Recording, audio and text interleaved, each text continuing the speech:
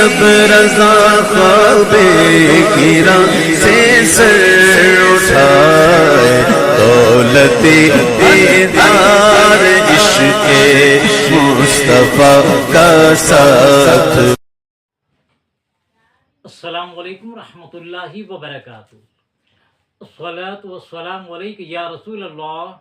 الصلاۃ والسلام علیک یا نور اللہ صلی اللہ تعالیٰ علیہ وسلم۔ میرے پیارے آقا صلی اللہ تعالیٰ علیہ وسلم کے پیارے دیوانوں، آج میں دور حاضر کے ایک بہت ہی اہم عنوان پر بات کر رہا ہوں۔ آپ سے میری پرخلوص گزارش ہے کہ اس ویڈیو کو ضرور مکمل دیکھیں، تو انشاءاللہ العزیز آپ کو مسئلہ صاف سمجھ میں آئے گا۔ میرے پیارے آقا علیہ الصلوۃ والسلام کے پیارے دیوانوں، اللہ تبارک و تعالیٰ قرآن مجید میں ارشاد فرماتا ہے کہ فتنہ قتل سے بڑھ کر ہے، فتنہ قتل سے بڑھ کر ہے، کیونکہ قتل میں ایک آدمی جان سے جاتا ہے، جس کا قتل کیا جاتا ہے اس کی ایک جان جاتی ہے، لیکن فتنے میں ہزاروں لاکھوں لوگ متاثر ہوتے ہیں، ہزاروں لاکھوں لوگ ذہنی خلفشار کا شکار ہوتے ہیں، ذہنی طور پر منتشر ہوتے ہیں۔ فتنہ یہ ایسی چیز ہے میرے پیارے آقا علیہ الصلوۃ والسلام کے پیارے دیوانوں، واقعہ یہ ہے کہ 4-5 دن پیشتر شب برات کے موقع پر جیسے کہ دنیا میں ہر شہر میں جلسے وغیرہ ہوتے ہیں، تو شہر حیدرآباد میں بھی شب برات کے موقع پر قلی قطب شاہ اسٹیڈیم میں آل انڈیا بزم رحمت عالم کمیٹی کے زیر اہتمام ہر سال کی طرح ایک عظیم الشان جلسے شب برات منعقد ہوا۔ ایک عظیم الشان جلسے شب برات اس رات منعقد ہوا، اور اس جلسے کے مہمان خصوصی تھے،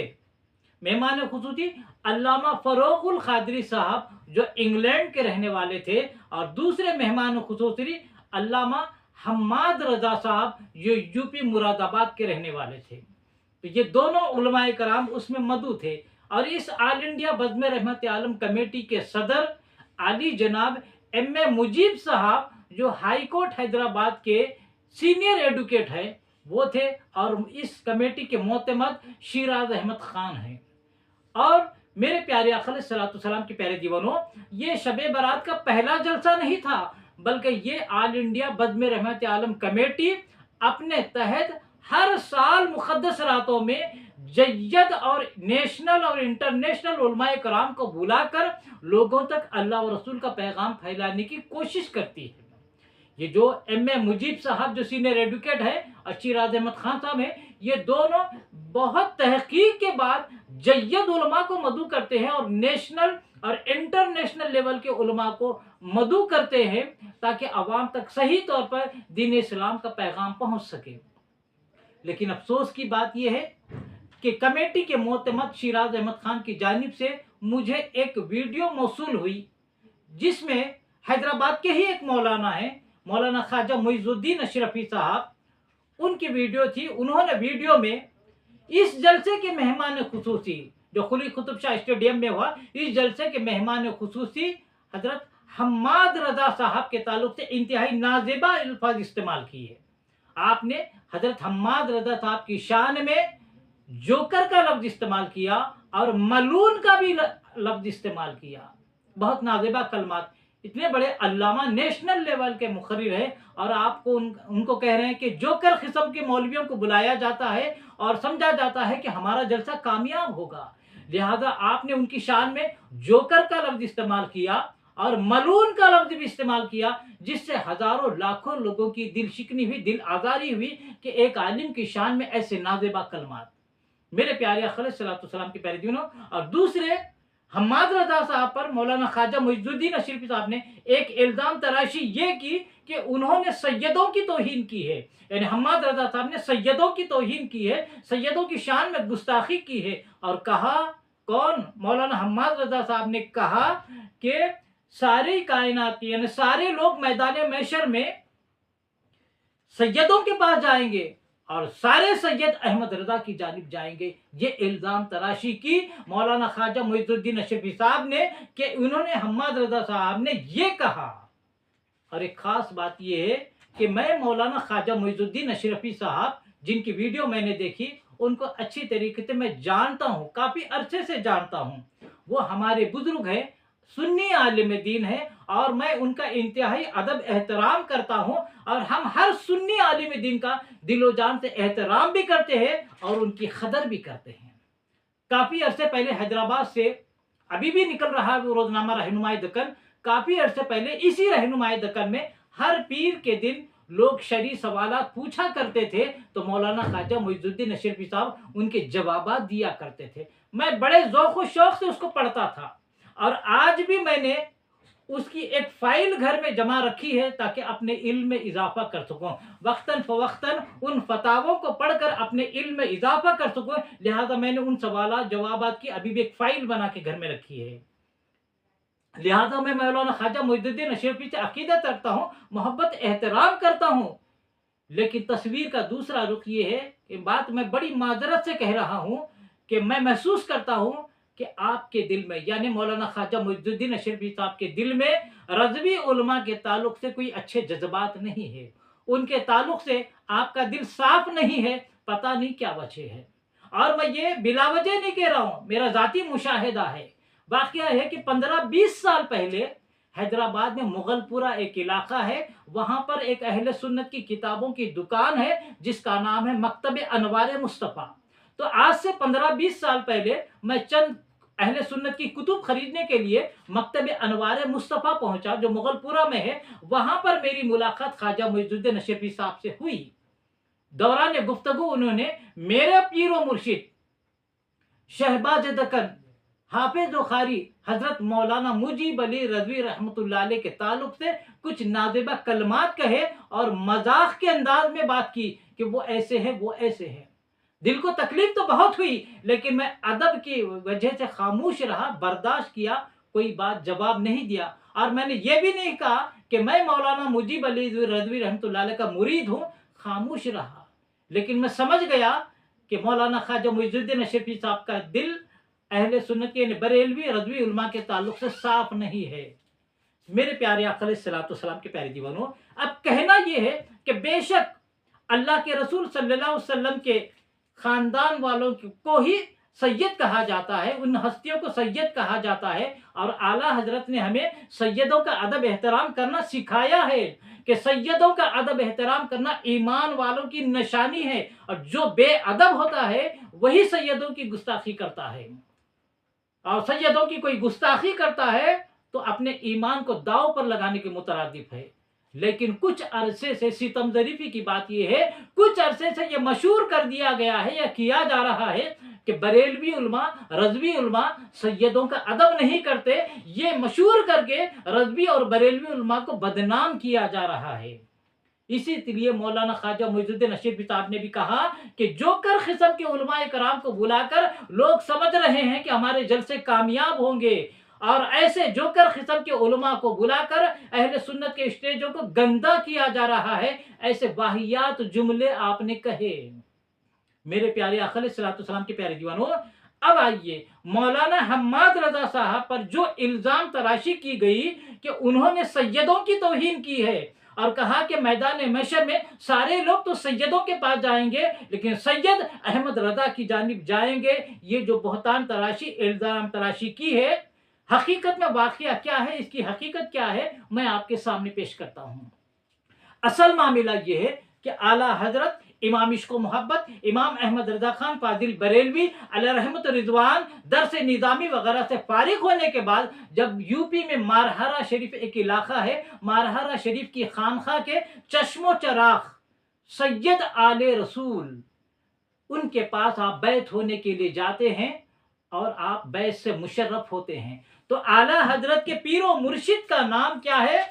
آل رسول، اور وہ خود سید زادے ہیں، تو اسی لیے انہیں سید آل رسول کہا جاتا ہے۔ تو سید آل رسول نے اعلیٰ حضرت کو بیعت بھی کر لی، اور ساتھ ہی ساتھ چاروں سلسلوں میں آپ نے خلافت کی اجازت بھی ادا کر دی کہ احمد رضا تم قادری سلسلہ، چشتی سلسلہ، نقشبندی سلسلہ، سہروردی سلسلہ، ان چاروں سلسلوں میں تم لوگوں کو بیعت کر سکتے ہو، میں تم کو اجازت عطا فرماتا ہوں۔ اس طرح سے آپ نے بیعت سے بھی مشرف فرمایا، اور چاروں سلسلوں کی خلافت سے بھی آپ نے آپ کو سرفراز فرمایا۔ اب جیسے کہ ہر پیر و مرشد کی بارگاہ میں اس کے مریدین ہوتے ہیں اور خلفاء ہوتے ہیں، تو آپ کے یعنی سید آل رسول کے مریدین نے پوچھا حضرت ہم تو برسوں سے مجاہدہ کر رہے ہیں، ریاضت کر رہے ہیں، لیکن اس نوجوان کی بات سمجھ میں نہیں آئی۔ یہ نوجوان آیا 20-22 سال کا نوجوان تھا، آپ نے بیعت سے بھی مشرف کر دیا اور ساتھ ہی ساتھ اس کو چاروں سلسلوں کی خلافت سے بھی سرفراز کر دیا، یہ بات ہماری سمجھ میں نہیں آئی۔ تو آل رسول فرماتے ہیں، سید آل رسول جو اعلیٰ حضرت کے پیر و مرشد ہیں، وہ اپنے مریدین سے فرماتے ہیں لوگوں یہاں پر لوگ آتے ہیں تو گندہ دل لے کر آتے ہیں، ان کے گندے دلوں کو مجاہدے کے ذریعے ریاضت کے ذریعے صاف کرایا جاتا ہے۔ وہ آپ پر محنت کرنی پڑتی ہے، تم لوگوں پر محنت کرنی پڑتی ہے، لیکن میں نے دیکھا احمد رضا آیا تو وہ محنت کر کے آیا ہے، اس کے پاس عشق رسول کی دولت ہے، اس کے پاس عشق اہل بیت اطہار کی دولت ہے، اس کے پاس عشق صحابہ کی دولت ہے، اس کے پاس علم بھی ہے، اس کے پاس تقوی بھی ہے، اس کے پاس پرہیزگاری بھی ہے، ہر چیز ہے اس کے پاس ہے، اور محنت کر کے آیا ہے۔ صرف نسبت کی ضرورت تھی، میں نے نسبت سے بھی اسے مشرف کر دیا اور خلافت سے بھی میں نے اسے سرفراز فرما دیا۔ یہ کون فرماتے ہیں؟ اعلیٰ حضرت کے پیر و مرشد سید آل رسول۔ اس کے بعد آپ روتے ہوئے فرماتے ہیں سید آل رسول آج مجھے سکون ہو گیا، آج تک میں بڑا فکر میں رہتا تھا کہ میدان محشر میں اگر مولا نے پوچھ لیا آل رسول دنیا سے ہمارے لیے کیا لائے ہو، تو میں پریشان رہا کرتا تھا کہ مولا کی بارگاہ میں کیا پیش کروں۔ آج میں سکون محسوس کر رہا ہوں، آج مجھے سکون ہو گیا ہے کہ میرا مولا اگر مجھ سے میدان محشر میں پوچھے گا اے آل رسول تم دنیا سے کیا لائے ہو، تو میں احمد رضا کو پیش کر دوں گا۔ یہ آپ کے پیر و مرشد سید آل رسول نے فرمایا تھا کہ میں مولا کی بارگاہ میں اعلیٰ حضرت کو پیش کروں گا، احمد رضا کو پیش کروں گا۔ تو بات یہ تھی میرے پیارے آقا علیہ الصلوۃ والسلام کے پیارے دیوانوں، تو سید آل رسول نے یہ فرمایا کہ میں ضمانت کے طور پر اللہ کی بارگاہ میں احمد رضا کو پیش کروں گا۔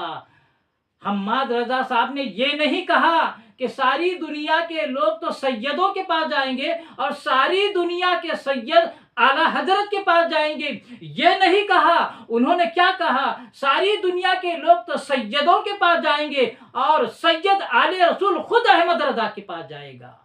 یہ کہا انہوں نے۔ تو سید آل رسول کا جو لفظ استعمال فرمایا حماد رضا صاحب نے، تو یا اس سے مراد کون ہے؟ اعلیٰ حضرت کے پیر و مرشد سید آل رسول ہے۔ یعنی آل رسول تو آپ کے پیر و مرشد کا نام ہے، لیکن آپ خود سید زادے ہیں۔ تو کہنے کا مطلب یہ ہے حماد رضا صاحب کا کہ ساری دنیا کے لوگ تو سیدوں کے پاس جائیں گے، لیکن آل رسول جو خود سید ہے، سید ہونے کے باوجود اللہ کی بارگاہ میں احمد رضا کو پیش کرے گا، مولا میں دنیا سے کچھ اور نہیں احمد رضا کو لایا ہوں۔ اصل واقعہ یہ ہے، لیکن اس کو توڑ مڑوڑ کر پیش کر کے عوام کو گمراہ کرنے کی کوشش کی جا رہی ہے۔ میرے پیارے آقا علیہ الصلوۃ والسلام کے پیارے دیوانوں، تو احمد رضا کی جانب جو سید جائے گا اس سے مطلب کیا ہے؟ سید آل رسول جو اعلیٰ حضرت کے پیر و مرشد ہیں وہ اپنے مرید سے ایسے خوش ہیں، ساری دنیا کے مریدین مرشد کا ادب کرتے ہیں، مرشد سے خوش ہوتے ہیں، لیکن اعلیٰ حضرت کی وہ ذات ہے کہ آپ کی ذات پر آپ کے پیر و مرشد سید آل رسول فخر محسوس کر رہے ہیں اور کہہ رہے ہیں کہ میں اللہ کی بارگاہ میں میرے مرید احمد رضا کو پیش کروں گا۔ واقعہ یہ ہے، لیکن اس کو توڑ مڑوڑ کر کیا کہا جا رہا ہے کہ حماد رضا صاحب نے کہا کہ سید ساری دنیا کے لوگ سیدوں کی جانب جائیں گے اور ساری دنیا کے سید احمد رضا کی جانب جائیں گے۔ یہ غلط بیانی کر کے عوام کو ذہنی انتشار میں مبتلا کیا جا رہا ہے، اہل سنت میں اختلافات پیدا کرنے کی کوشش کی جا رہی ہے، لہذا بات کا بتنگڑ نہ بنایا جائے اور امت میں اختلاف نہ کیا جائے۔ میں ہاتھ جوڑ کر گزارش کرتا ہوں کہ اہل سنت میں پہلے ہی اختلافات بہت ہیں، لہذا ایک زمانہ تھا رضوی اشرفی کا فتنہ بہت زوروں پہ چل رہا تھا، اب فتنہ دب چکا ہے۔ آپ اس فتنے کو ابھارنے کی مت کوشش کیجئے، یہ رضوی ہے وہ اشرفی ہے، رضوی ہو ہمارے بھائی، اشرفی ہو ہمارے بھائی، دونوں کا مرکز عقیدت بریلی شریف ہے، اعلیٰ حضرت کو دو بھی مانتے ہیں، لہذا چھوٹے موٹے اختلافات کی وجہ سے امت کو پریشان نہ کیا جائے، اہل سنت کو انتشار کا شکار نہ بنایا جائے۔ لہذا علامہ قمر الزمان اعظمی صاحب نے ایک زمانے میں ایک نعرہ دیا تھا کہ رضوی اشرفی ایک ہیں، رضوی اشرفی بھائی بھائی ہیں۔ تو آج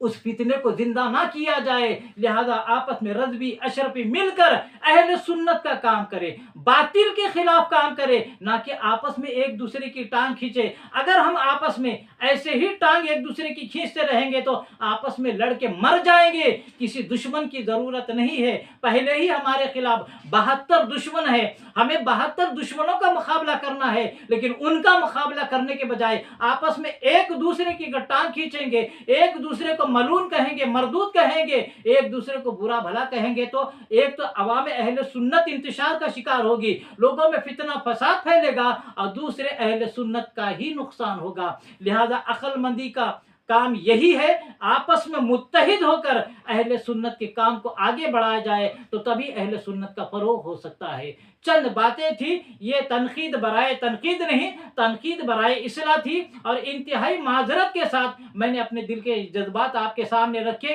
कि खुदारा खुदारा खुदारा अहले सुन्नत की आवाम पर रहम करे। अगर आपको किसी आलिम से कोई एतराज़ है या शक है, डायरेक्ट उससे फ़ोन पे बात करके अपना एतराज़ का जवाब हासिल कर ले, और अपना जो भी है ज़हनी खलफशार उसको दूर कर ले। इस इख्तलाफ को, छोटी मोटी चीज़ों को इख्तलाफ बनाकर अवाम के सामने हरगिज़ हरगिज़ मत लाए, अवाम परेशान होगी, अहले सुन्नत का शिराज़ा बिखर जाएगा।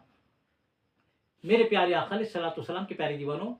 मैं आप तमाम मुसलमानों से गुजारिश करता हूँ, बिलखुसूस उन नादरीन से गुजारिश करता हूँ जिन्होंने मेरे चैनल मोहम्मद हफीज़ अहमद खान रज़वी को सब्सक्राइब नहीं किया। मेरे चैनल मोहम्मद हफीज़ अहमद खान रज़वी को आप सब्सक्राइब फरमा लें, और मेरे वीडियोस अगर पसंद आते हैं तो उसे लाइक करने के अलावा सदक़े जारिया के तौर पर ज़्यादा से ज़्यादा शेयर फरमाएं, और कमेंट्स के जरिए अपनी राय का इजहार करना ना भूलें। अल्लाह तबारक व तआला से दुआ है कि रब तबारक व तआला हमें इश्क़ रसूल में जीने और मरने की तौफीक अता फरमाए, और रसूल आज़म सल्लल्लाहु अलैहि वसल्लम की सच्ची मोहब्बत नसीब फरमाए, और मरते दम तक मसलक हक़ का, मसलक अहले सुन्नत पर अमल करने की नेक तौफीक अता फरमाए, और खातिमा फरमाए, तो ईमान पर खातिमा अता फरमाए। वमा अलैना इल्लल बलागुल मुबीन। अस्सलामु अलैकुम रहमतुल्लाहि व बरकातुहू।